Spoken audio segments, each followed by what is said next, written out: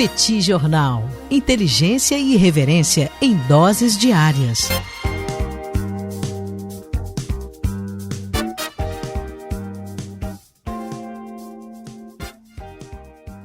Olá, gente. Bem-vindos, bem-vindas ao Petit Jornal. Esse é o bate-papo número 950. Estamos gravando numa live no YouTube do Petit Jornal. São exatamente 21 horas e 23 minutos da quinta-feira, 16 de outubro de 2025. Cá está a dupla de costume, a dupla que você conhece de cor, Tanguy, o Bagdadi animado, contente, preparado, revigorado, resiliente, retumbante, descansado, bem descansado e tarifado. Segue tarifado o professor Bagdadi, apesar das reuniões que aconteceram ao longo do dia de hoje. Temos também Daniel Souza, que é esse que vos fala. Ao longo dos próximos minutos, vamos repercutir os principais acontecimentos internacionais das últimas horas e começamos com ele, Donald Trump. Donald Trump publicou na sua rede social que vai resolver, Tanguy. Chegou o momento. É interessante porque o tweet na Truth, eu vou chamar de tweet na Truth, Tanguy, me deixa aqui ter essa licença poética. Ele começa o tweet dizendo que o Putin o elogiou muito, que ele conseguiu alcançar a paz, uma paz que todos queriam há muito tempo. Não duvido que o Putin tenha feito esse elogio, mas de qualquer forma acaba sendo Donald Trump sendo Donald Trump. Tudo bem, Tanguy? Vamos a isso? Tudo bem, Daniel Souza? Vamos lá para mais esse bate-papo, 950 bate-papos numerados até aqui. Seja muito bem-vindo, você que nos acompanha no YouTube, aqui nessa live, e também você que nos acompanha pelo podcast, seja no Spotify, seja na Apple Podcast, qualquer aplicativo que seja. É uma honra ter vocês aqui com a gente. Aliás, fazer um pedido, né, Daniel? Todo mundo que acompanha a gente aí pelo podcast, ou por onde quer que seja, né? Dá 5 estrelinhas lá pra gente, porque isso pra gente faz muita diferença, ajuda demais a gente. Se quiser ajudar a gente, seguindo a gente, né? Se inscrevendo no canal do Petit Jornal lá no YouTube, ajuda muito esses podcasters aqui fazendo o nosso, né, criando o nosso conteúdo diariamente. E, Daniel, a gente começa o nosso episódio de hoje, sim, falando, ainda que indiretamente, né, sobre a Ucrânia, né, esse contato entre Trump e Putin. O fato, Daniel, é que Volodymyr Zelensky, o presidente da Ucrânia, estava todo pimpão com a sua visita agendada para a Casa Branca, que vai acontecer no dia de amanhã, nessa sexta-feira, e o objetivo dele era exatamente ter acesso a armas de longo alcance que poderiam ser fornecidas pelos Estados Unidos, principalmente os chamados mísseis Tomahawk, que poderiam dar acesso, né, possibilitariam, né, que a Ucrânia fizesse ataques mais profundos na Rússia.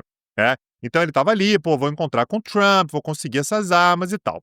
E aí, Daniel, Donald Trump foi Donald Trump e antes de receber Volodymyr Zelensky, fez uma ligação para Vladimir Putin, né? Então, no momento em que Volodymyr Zelensky está achando que, vou conseguir trazer o Trump mais uma vez para o meu lado, o Trump prometeu, né, Daniel, que se não tivesse paz, ele ia começar a pegar mais pesado com o Putin, ia pegar mais pesado com a Rússia, ia ter sanção, ia vender armas para a Ucrânia, vou conseguir. O Putin chegou mais cedo, Daniel, com uma ligação telefônica. Os dois se falaram, né, Vladimir Putin e Donald Trump se falaram, aparentemente mais de 2 horas de ligação, 2 horas de ligação, se falaram ali. Donald Trump classificou a reunião como muito produtiva, e aí Daniel já adiantou, né, falou inclusive que o Putin me elogiou muito, que foi muito bom, e que eu sou maravilhoso e tal, mas o fato é que Donald Trump está com a expectativa, Daniel, de tentar resolver a questão da guerra. Agora, naturalmente, Daniel, tanto a Ucrânia quanto os europeus, né, a Europa Ocidental, os parceiros da OTAN, estão todos muito preocupados porque a postura do Trump diante do Putin é, como sempre, uma postura muito conciliadora. É uma postura muito de uma certa proximidade, né, uma lógica ali de tentar ter uma boa relação. Ele não quer nunca estremecer as relações com Putin e dá a impressão para todo mundo, e parece que não é apenas uma impressão, é exatamente o que está acontecendo, é que toda vez que o Putin sente que o Trump pode começar a se afastar, ele busca algum tipo de contato um pouco mais amistoso, coloca um açúcar ali, elogia o Trump. Então, eu nem duvido, tá, Daniel, que o Putin tenha elogiado o Trump. Deve ter elogiado mesmo, né? O Putin sabe muito bem lidar com essa vaidade, né? Com a personalidade de Donald Trump. E a gente tem, inclusive, já a expectativa de um encontro entre os dois, né? Mais um encontro presencial, eles já se encontraram no Alasca recentemente, mais um encontro entre os dois que deve acontecer em Budapeste. Chama muita atenção também o fato de ele já ter anunciado, já ter meio antecipado, não tem data ainda, mas que esse encontro vai acontecer exatamente na capital da Hungria, que é exatamente a casa de Viktor Orbán, que é um cara que claramente tem uma excelente relação com... a Hungria, né, é integrante da OTAN, mas o Viktor Orbán tem uma excelente relação com o Vladimir Putin e não tem uma boa relação com o Volodymyr Zelensky.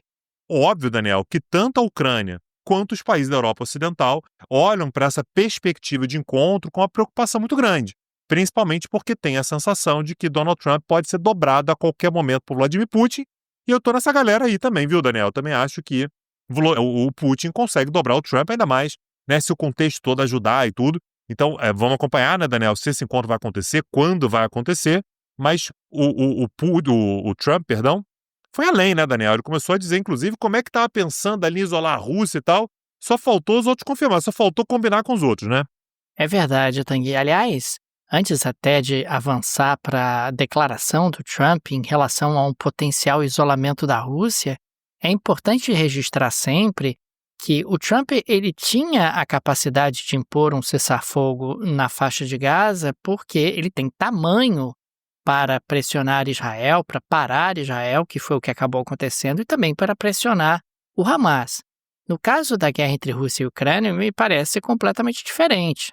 O Trump não tem capacidade de fazer a Rússia parar, né? E no caso da Ucrânia, por mais que os Estados Unidos não tenham como ser substituídos pelos europeus, os europeus podem dar um certo suporte e a Ucrânia pode, bem ou mal, continuar, embora em condições muito mais precárias do que se tivesse o apoio dos Estados Unidos. E o Trump sendo Trump, oscilando, tem horas que mostra uma postura mais dura, tem horas que mostra uma postura mais flexível. E no dia de hoje, no dia em que ele sinalizou ali uma conversa com Vladimir Putin em um possível entendimento, no mesmo dia, ele declarou que o primeiro-ministro da Índia, o Modi, garantiu que o país vai parar de comprar petróleo da Rússia. E teve mais.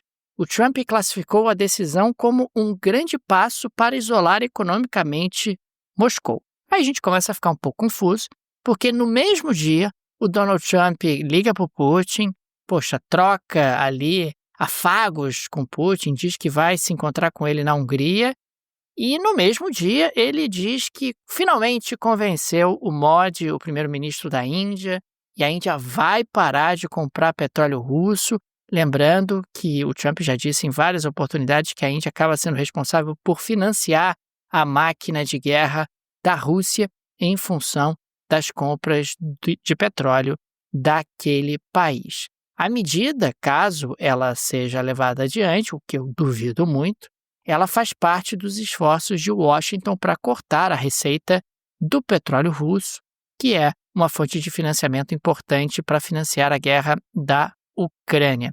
O importante também, Tanguy, é dizer que a Embaixada da Índia não confirmou, que o Narendra Modi não confirmou tal informação oferecida pelo Donald Trump. É claro que se essa informação fosse confirmada, você poderia potencialmente influenciar outras nações que ainda importam petróleo russo e tal, mas eu continuo achando um pouco difícil. Até porque, Tanguy, o Trump já colocou ali o hedge. O Trump reconheceu que a Índia não interromperá as compras de forma imediata, mas que o processo será iniciado e concluído em breve. E aí a gente sabe que breve é um conceito elástico. A gente sabe que o tempo ele acaba avançando e, eventualmente, mudanças muito graduais ou mudanças com avanços e recuos podem fazer com que as narrativas políticas sejam modificadas.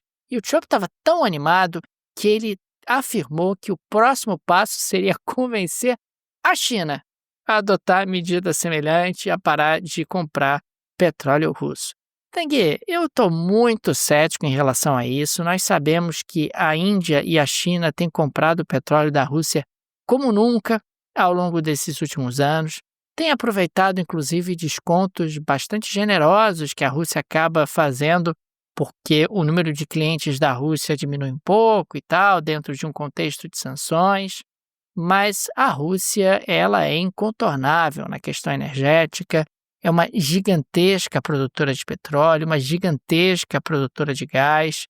Tanto a Índia quanto a China são importadoras líquidas de petróleo voraz, né? Precisam de muito petróleo para manter a sua economia crescendo. São dois países que têm taxas de crescimento muito aceleradas e muito entre nós. A não ser que uma hecatombe aconteça, a não ser que você tenha um fato muito relevante, eu estou muito cético de que a Índia, e ainda mais a China, vão parar de comprar petróleo da Rússia. Não vão mesmo, até porque se esses países parassem de comprar petróleo da Rússia, eles pressionariam outros produtores, o que poderia gerar ali um certo desarranjo no preço internacional do petróleo. Não vai acontecer, não vejo como, dado o apetite que esses dois gigantes têm por petróleo, por energia, e a Rússia está ali do lado dos dois, acaba sendo uma parceria mutuamente vantajosa. E, Daniel, o que é mais importante, na verdade, nessa primeira parte do nosso episódio aqui, é exatamente a gente perceber a quantidade de sinais trocados, né? Como é que Donald Trump, às vezes, ele parece meio uma biruta de aeroporto, porque no momento ele sinaliza para um endurecimento com Putin, e logo depois ele conversa 2 horas com Putin, fazendo uma sinalização de que vai se encontrar com ele na capital de um país que é aliado, que é próximo, é integrante da OTAN, mas que é próximo à Rússia. Fica difícil entender, né? Afinal de contas, a Rússia está sendo pressionada ou está sendo cortejada pelos Estados Unidos? Talvez as duas coisas, né? Talvez, o que a gente está entendendo é isso, né? As duas coisas estão acontecendo ao mesmo tempo e os sinais se anulam, né? Enfim, no final das contas, não está fazendo nada demais, né? Está apenas gerando ruído. Hoje também, Daniel, a gente teve aquele encontro sobre o qual a gente falou no dia de ontem entre o Mauro Vieira, o ministro das Relações Exteriores do Brasil, e o Marco Rubio, né? A gente não tem grandes novidades, mas o que os dois disseram é que a conversa foi muito positiva e um dos pontos tratados foi, mais uma vez, a questão das Big Techs. Aliás, Daniel, vou deixar até o recado aqui. Eu sei que muita gente que ouve a gente gostaria de entrar nessa área de tecnologia, a gente vê como é que tecnologia é importante para todo mundo, né? É importante para você que está me ouvindo, aí está me ouvindo por causa de tecnologia. Os países discutem tecnologia, entender de tecnologia é importante para você, para sua profissão, para tudo. E a gente tem como nosso parceiro aqui no Petit Jornal a Alura, a maior escola de tecnologia do Brasil. E uma coisa que eu achei muito interessante que a Alura lançou recentemente, Daniel, foi o Talent Lab. É uma área exclusiva da Alura para quem está no plano Ultra Lab, que conecta aprendizado e mercado por meio de vagas, mentorias, eventos, networking e suporte para carreiras no Brasil e no exterior. Então você que quer mudar de carreira, você que quer ingressar numa carreira tecnológica, você quer uma certa ajuda para isso, você quer alguém que te estenda a mão, que te ajude a ver um determinado caminho para você seguir, procura lá a Alura. A Alura tem muita experiência com isso, mais uma vez, a maior escola de tecnologia do Brasil. Tem conhecimento para dar e vender, e agora a Alura, inclusive, Daniel, com algumas outras novidades, com um plano de 24 meses. Aí se torna ainda mais acessível, ainda mais fácil, para aquela transição de carreira tranquila, né, sem muita correria, e para você ter acesso a todos os cursos que a Alura te oferece. Com o link que está na descrição desse episódio, você ganha 15% de desconto em todos os planos. Não perde, não. Somente pelo link que está na descrição desse episódio. Aproveitem essa oportunidade, gente. Cliquem no link do descritivo. Conheçam o trabalho da Alura, que oferece algo inigualável no Brasil. Um letramento tecnológico super importante para qualquer profissional. Dá uma olhada na plataforma da Alura. Tenho certeza que vocês vão gostar demais. Tem uma gama enorme de cursos para todos os níveis de conhecimento e objetivos, link no descritivo. Daniel Souza, como próxima pauta, eu queria falar sobre a França mais uma vez, né? A gente vem falando sobre a bateção de cabeça que a França está ultimamente. Então, Emmanuel Macron indicou um primeiro-ministro, ele demorou para montar o governo, conseguiu montar, ele mesmo pediu demissão 14 horas depois, o cargo ficou vago, né? Então Macron ficou sem primeiro-ministro durante alguns dias e foi reconduzido o próprio primeiro-ministro que tinha pedido demissão, o Sébastien Lecornu. E o Lecornu está com a tarefa agora, Daniel, de novo, uma tarefa hercúlea que já derrubou alguns primeiros ministros, que é de fazer um orçamento que inclua um corte de cerca de 30 bilhões de dólares, entre 30 e 40 bilhões de euros, aliás, no orçamento para 2026. E está correndo contra o tempo, E hoje, finalmente, Daniel, ele passou, né, ele conseguiu passar pelos seus 2 primeiros votos de desconfiança. A França está assim, Daniel, já é lote de votos de desconfiança. Então ele foi reconduzido na sexta-feira passada, hoje é quinta-feira, ou seja, passou menos de uma semana desde que ele foi reconduzido, e ele já teve que sobreviver a 2 votos de desconfiança. O detalhe importante, Daniel, dessa sobrevivência dele é que ele sobreviveu por apenas 18 votos, né? Então, com 18 votos, contrariamente, né, a mais, ele já teria caído, já teria sido derrubado agora, né? Então, um mandato que seria, enfim, ainda mais curto do que se poderia imaginar. E ele foi salvo basicamente pelo Partido Socialista. Essa foi a estratégia que o Macron e ele, né, assumiram, que é tentar juntar a base de centro-direita, né, uma direita mais conservadora, uma direita liberal, que é exatamente a base do Macron, o Partido Socialista. O Partido Socialista é um partido de centro-esquerda, e o que o Partido Socialista mandou como recado foi o seguinte: olha, a gente salvou, tá? O Sébastien Lecornu continua aí e tal, beleza, mas nós temos o nosso preço. O preço para ele não cair é a reforma da Previdência tem que ser revertida.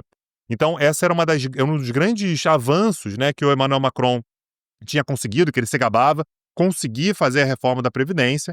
Essa reforma da Previdência eleva a idade de aposentadoria, né, a idade mínima de aposentadoria de 62 para 64 anos, continua sendo uma idade de aposentadoria mais baixa do que a média dos países da OCDE. Essa idade de 64 anos seria atingida em 2030, e o Partido Socialista basicamente disse: olha, a gente manteve o cara no poder aí, mas alguma concessão vocês vão ter que fazer. A reforma da Previdência vai ter que ir embora, vai ter que reverter, e esse é um ponto que a gente já abordou aqui outras vezes, a tributação sobre grandes fortunas. A tributação de grandes fortunas, ela é extremamente popular no país. Uma pesquisa recente mostrou isso, até trouxe isso aqui num episódio recentemente. Gente de todo o espectro político, todos os espectros políticos, da direita, da esquerda, do centro, consideram que tem que ter uma tributação maior sobre grandes fortunas. Me parece, Daniel, que não vai ter muito jeito. Não é o que o Macron gostaria, não é o que o Lecornu gostaria. O Lecornu é um cara que está ali fazendo o que o Macron quer, fazendo o jogo do Macron, é um cara muito leal a ele. Não é o que eles querem, mas me parece, Daniel, que talvez vai entrar no cálculo que meu amigo, é o que você tem que fazer, porque senão não vai ter governo, e você tenta trazer, portanto, o Partido Socialista meio que para sua zona de contenção, para ver se alguma coisa do governo avança. Agora, ponto importante, Daniel, eu queria te ouvir sobre isso também, foi a reforma da Previdência foi o único avanço econômico que Macron conseguiu anunciar durante seu segundo mandato. A única coisa. E ele já vai ter que abrir mão em nome do apoio, né, ainda que temporário, do Partido Socialista, Daniel. Na prática, o Partido Socialista está implodindo o governo do Emmanuel Macron para mantê-lo de pé. Quer dizer, você continua com o seu primeiro-ministro, mas você não vai ter avanço nenhum, você não vai ter legado nenhum, não vai ter entrega nenhuma, e, consequentemente, lá na frente, nas eleições, a gente vê o que é que acontece, e eu, Partido Socialista, posso ter aí os louros de ter implodido a reforma da Previdência. A reforma da Previdência que foi muito polêmica, a gente acompanhou isso aqui no Petit Jornal. O Macron acabou utilizando ali um poder extraordinário que o presidente francês tem para atropelar o parlamento, para levar a reforma da Previdência adiante. Uma reforma da Previdência que, muito entre nós, super suave para o padrão europeu, quando comparado aos países nórdicos, ou quando comparado à Alemanha. Idade mínima de aposentadoria saía de 60 para 62 anos, enquanto tem vários países europeus que a idade mínima é de 67, e está subindo progressivamente conforme a expectativa de vida vai aumentando. E mesmo assim, mesmo com esses avanços que eram absolutamente tímidos da reforma previdenciária francesa, você agora tem ela ruindo, tem ela sendo abandonada, o que coloca o governo Macron numa situação também paradoxal, uma situação contraditória. Você quer fazer ajuste fiscal e a primeira medida do ajuste fiscal é recuar na reforma da Previdência? Quer dizer, aquela redução do déficit fiscal, que na França é bem alto, está na casa de 6% do PIB, que tem levado ao aumento do endividamento, tem trazido consequências sobre juros na França, tem desorganizado um pouco os indicadores econômicos, vai ficar ainda mais difícil. Quer dizer, você acha que vai convencer quem que você é capaz de fazer esse ajuste fiscal que você se propôs a fazer? Está muito claro, Tanguy, que o único objetivo do governo Macron é ficar de pé. é ficar de pé, é continuar no poder. Mesmo que continuar no poder signifique não exercer esse poder de forma relevante, ou não conseguir levar adiante a sua agenda, ou não conseguir construir um legado. Isso é reflexo dessa composição que a Assembleia tem, uma composição que é absolutamente desfavorável ao Macron. E tem muita gente que coloca, por que o Macron não dissolve o parlamento? Porque tudo indica, segundo as sondagens que têm sido feitas, que se ele dissolver e convocar novas eleições, o arranjo piora para ele. O arranjo se tornaria ainda mais desfavorável, você poderia ter aí um crescimento ainda maior da extrema-direita, a hostilidade ao governo Macron poderia ser ainda mais difícil. Quer dizer, ao contrário do que ele consegue bem ou mal agora, que é um acordo com os socialistas, que é manter o primeiro-ministro, ele talvez sequer conseguisse isso ao convocar novas eleições. É uma situação muito difícil, a situação francesa, porque as variáveis econômicas vão se deteriorando, é um governo fraco, um governo que não tem condições de impor uma agenda, e você tem ali muita gente dentro do parlamento, mesmo o Partido Socialista que agora dá suporte, que quer implodir o governo, quer implodir a agenda, embora o mantenha de pé. Implode a agenda do governo, mas mantém o governo lá, porque tem que conviver com ele enquanto as eleições presidenciais não chegam. E tem um dilema, né, Daniel? Quanto mais o tempo passa, mais a popularidade do governo cai. Na medida em que a popularidade do governo cai, você dissolver o parlamento se torna cada vez mais custoso, porque a tendência é, com um governo mais impopular, o resultado das urnas ele seja também mais desfavorável ao governo. Então, de fato, Daniel, Macron tem mais de 2 anos de mandato, né? Mais de 2 anos de mandato, né? Sabe-se lá como é que ele vai fazer para permanecer mais 2 anos no governo, Daniel. Próxima pauta que eu queria trazer aqui, queria falar um pouquinho sobre segurança na Ásia, né? Principalmente porque a gente vem tendo ao longo dos últimos dias um conflito na fronteira entre Afeganistão e Paquistão, né? A gente começou a ter bombardeios, né, de parte a parte. Eu queria trazer aqui um pouquinho do contexto, né? O que está acontecendo e por que esse cenário acabou se construindo. A gente começou a ter problemas na fronteira, Daniel, principalmente a partir do momento em que o Paquistão acusou o Afeganistão de fazer vista grossa para grupos que atuam dentro do seu território passarem a atuar dentro do Paquistão também. A gente está falando de uma fronteira muito porosa, então o que o Paquistão diz é, olha, o governo talibã, a administração do Talibã, permite que um monte de grupo aí da fronteira atue por ali, não faz nada para conter, e essa galera começou a atuar com uma série de atividades, com uma série de medidas que são violentas, né? Atividades econômicas, contrabando e tal, dentro do território paquistanês. O Paquistão, portanto, reagiu, né? Atacou determinadas instalações do lado afegão da fronteira. O Talibã negou qualquer tipo de apoio, qualquer tipo de suporte a grupos criminosos. E o fato, Daniel, é que ao longo dos últimos dias a gente começou a ter, de fato, uma piora muito severa da relação bilateral, inclusive com bombardeios de parte a parte. A gente está falando, Daniel, sobre o Paquistão, por exemplo, realizando ataques aéreos na província afegã de Kandahar, que fica exatamente ali na fronteira. E segundo autoridades afegãs, né, a gente está falando aqui sobre o governo do Talibã, áreas residenciais afegãs foram atingidas. Islamabad nega, né, então o Paquistão nega que o alvo tenham sido áreas residenciais e que teria atingido somente brigadas dos talibãs e que dezenas de integrantes do Talibã que estariam dando suporte para esses grupos que fariam, né, a transição entre fronteiras, teriam sido mortos. A gente não tem uma confirmação, Daniel, do número de mortos, quantas pessoas morreram e tal. O Talibã, por sua vez, diz que o ataque paquistanês matou 12 civis e feriu 100 pessoas e que, portanto, há de fato um clima, Daniel, de animosidade deliberada, de animosidade aberta. Óbvio, Daniel, que isso acabou levando a uma série de preocupações por parte de outros países que têm influência na região. As principais potências, né, se manifestaram no sentido exatamente de tentar conseguir algum tipo de cessar-fogo, de conversa. Então, China, Rússia, Estados Unidos, OTAN, todos eles pediram moderação e diálogo. A gente está falando, Daniel, sobre algo que é uma consequência ainda daquela queda do governo afegão, naquela saída absolutamente atabalhoada, complicada, que o governo Biden fez do Afeganistão. O Talibã volta para o poder e a gente tem, portanto, um cenário curioso, para dizer o mínimo. O Afeganistão é um estado nacional, com fronteiras definidas e tudo, mas com um governo que não é considerado muito legítimo, um governo que tem ligações com grupos terroristas.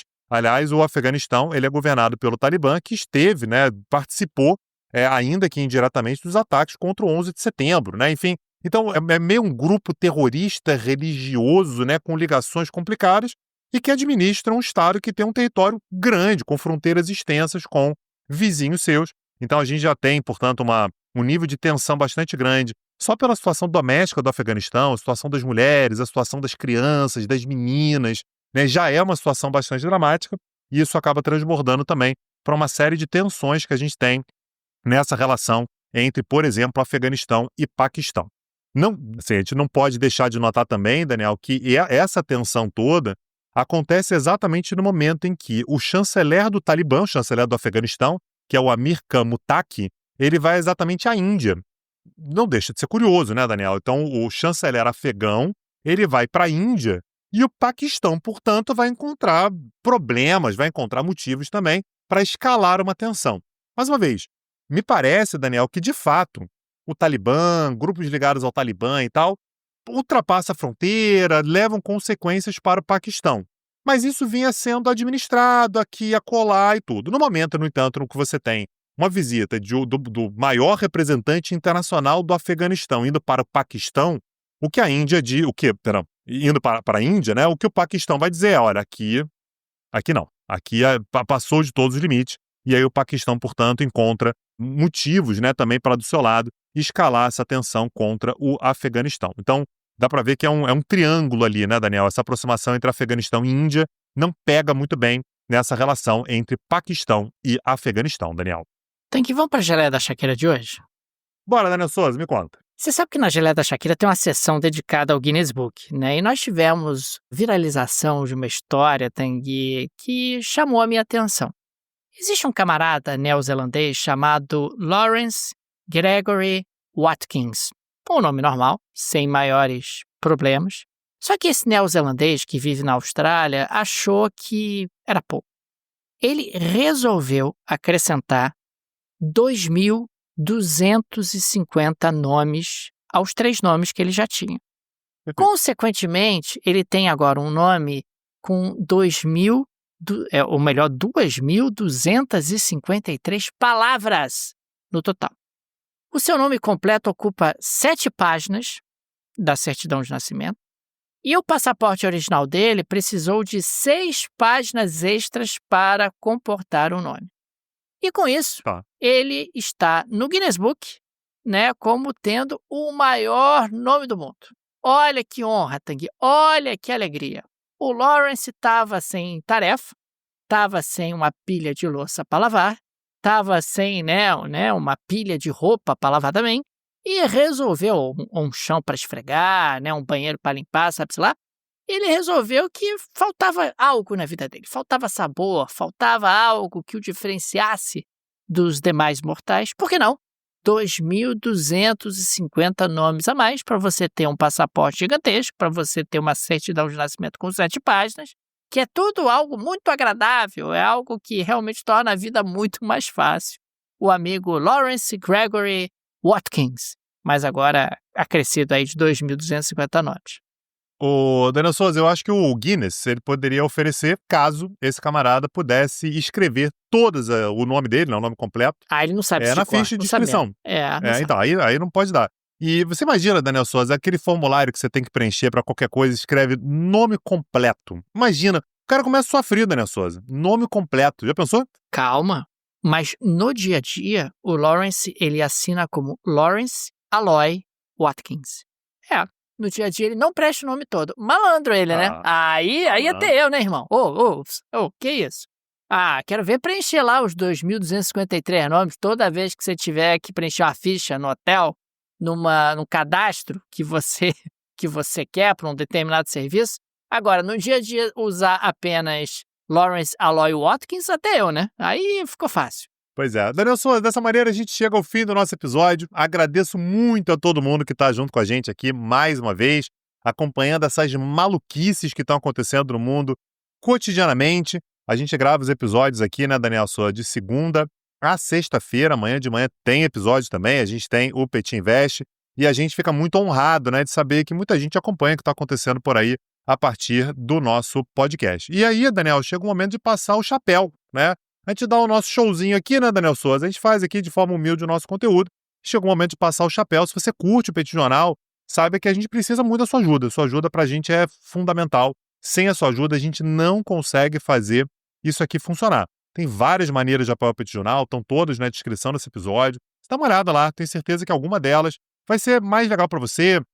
Você prefere fazer Pix, você prefere ajudar a gente pelo Apoia-se, você vive no exterior, né? E aí tem um Patreon lá para você ajudar a gente. Certamente alguma delas vai ser mais legal para você, mas não deixe de apoiar o Petit Jornal, porque pra gente faz muita diferença. Claro que o podcast vai ser sempre gratuito, mas se você quiser apoiar a gente para garantir que a gente consiga manter a nossa produção de conteúdo, acessa lá na descrição desse episódio, tem todas as maneiras de apoiar o nosso podcast. Fica também convite para o pessoal conhecer o projeto irmão do Petit Jornal, petcursos.com.br, o streaming de atualidade do Petit, que tem em sua plataforma mais de 150 aulas sobre os mais diferentes temas. Vai lá, petcursos.com.br, conheça o nosso trabalho, onde a gente aprofunda uma série de discussões que aparecem aqui no podcast.